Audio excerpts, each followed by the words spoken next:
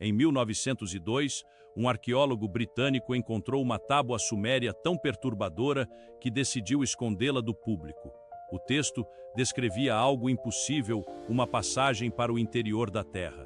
O mais estranho é que os símbolos gravados naquela argila apontavam para regiões geológicas que a ciência só conseguiria mapear milhares de anos depois. Por décadas, o documento ficou trancado nos arquivos do Museu de Constantinopla, catalogado apenas como fragmento mitológico sem relevância. Mas havia um problema. Os sumérios tinham palavras específicas para metáforas e alegorias religiosas e não usaram nenhuma delas aqui. Eles usaram termos técnicos, termos de topografia, termos de pressão atmosférica, termos que descrevem um ambiente físico real. E quando pesquisadores modernos compararam as coordenadas descritas na tábua com falhas geológicas reais do planeta, 3 pontos coincidiram com precisão assustadora. Coincidência? Talvez. Mas então surge a pergunta que ninguém consegue responder. Como uma civilização de 5.000 anos atrás descreveu estruturas subterrâneas que a ciência moderna só descobriria com tecnologia sísmica?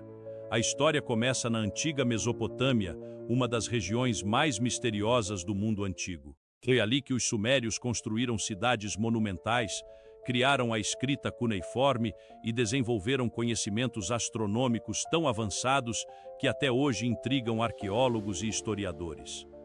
Mas entre milhares de registros sobre colheitas, reis e guerras, algumas tábuas se destacavam por um motivo perturbador. Elas descreviam lugares que não existiam na superfície. Os textos falavam sobre passagens naturais escondidas nos limites do mundo conhecido. Entradas profundas onde o ar se tornava pesado e as paredes brilhavam com uma luz própria. Não eram descrições espirituais. Os termos utilizados pelos escribas indicavam algo físico, algo que podia ser atravessado. O documento ficou conhecido informalmente entre pesquisadores independentes como a Tábua da Descida.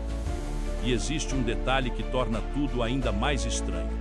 Os sumérios já possuíam palavras para representar o submundo mitológico, o famoso Kur, descrito em outras narrativas como um reino de poeira, sombras e morte. Mas nesta tábua específica, as descrições são completamente diferentes. O ambiente descrito parece organizado, estruturado, quase artificial. As passagens possuem medidas proporcionais, há referências à pressão atmosférica diferente da superfície e até descrições de corredores geométricos iluminados por uma fonte desconhecida. Isso não parece poesia antiga, parece documentação. Durante décadas, arqueólogos tradicionais descartaram o texto como apenas mais uma alegoria religiosa. Mas alguns pesquisadores começaram a notar algo impossível de ignorar. Quando certas coordenadas descritas na tábua foram comparadas com mapas geológicos modernos, pontos específicos coincidiam com zonas de atividade tectônica real. Falhas profundas, regiões sísmicas, áreas de intensa movimentação subterrânea. E aqui surge um problema sério para a história oficial. Os sumérios viveram há mais de 5.000 anos. Eles não possuíam satélites, não possuíam tecnologia sísmica, não tinham meios conhecidos para mapear estruturas subterrâneas do planeta. Então, como poderiam descrever regiões que só seriam identificadas pela ciência moderna no século XX? Existem apenas 2 possibilidades. A primeira é que observaram fenômenos naturais na superfície, como terremotos e atividade vulcânica, criando mapas empíricos extremamente avançados para sua época. A segunda possibilidade é muito mais desconfortável. Eles herdaram esse conhecimento de uma fonte anterior, uma civilização perdida, um grupo desconhecido, ou talvez algo ainda mais difícil de aceitar. Essa hipótese se torna ainda mais inquietante por causa de outro trecho da tábua. Em uma das passagens mais controversas, o escriba descreve um local onde o céu desaparece e a pedra viva ilumina os caminhos. Não existem monstros, não existem deuses, não existem elementos mitológicos comuns. A descrição parece técnica, fria, quase como um relatório. Alguns teóricos acreditam que os sumérios estavam descrevendo cavernas gigantescas abaixo da superfície terrestre. Outros defendem a hipótese de um sistema subterrâneo natural conectado por regiões polares. Pode parecer absurdo, mas o próprio conceito de um mundo subterrâneo aparece em culturas separadas por oceanos e milhares de anos de distância. Civilizações antigas da América do Sul, do Tibete e até lendas nórdicas falavam sobre povos escondidos abaixo da terra. Coincidência? Talvez. Mas quanto mais culturas repetem a mesma ideia, mais difícil se torna ignorar completamente o padrão.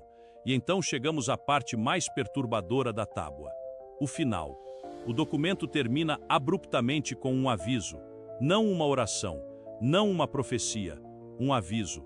O homem que atravessar a última passagem não retornará ao mesmo ciclo de luz. Essa frase parece simbólica à primeira vista, mas muitos pesquisadores interpretam o trecho como uma instrução literal, um alerta deixado por alguém que acreditava que certas regiões do subterrâneo não deveriam ser acessadas. E talvez seja exatamente isso que torna esse documento tão desconfortável. Ele não tenta convencer, não tenta impressionar, ele apenas descreve, como se o escriba estivesse registrando algo que já era conhecido em seu tempo, algo grande o suficiente para ser gravado em argila e preservado por milhares de anos. Hoje, a academia continua tratando essas tábuas como simples mitologia. Mas a verdade é que ninguém conseguiu explicar por que um povo tão antigo descreveu detalhes geológicos que não deveriam conhecer. E talvez a pergunta mais importante não seja se existe ou não um mundo abaixo da superfície. Talvez a verdadeira pergunta seja: quantos conhecimentos antigos foram enterrados junto com as civilizações que desapareceram antes da história oficial começar? Se você chegou até aqui, provavelmente já percebeu que alguns dos maiores mistérios da humanidade não estão nas estrelas, mas escondidos sob os nossos pés. Se inscreva no canal para continuar explorando documentos, relíquias e histórias que desafiam tudo o que acreditamos saber sobre o passado.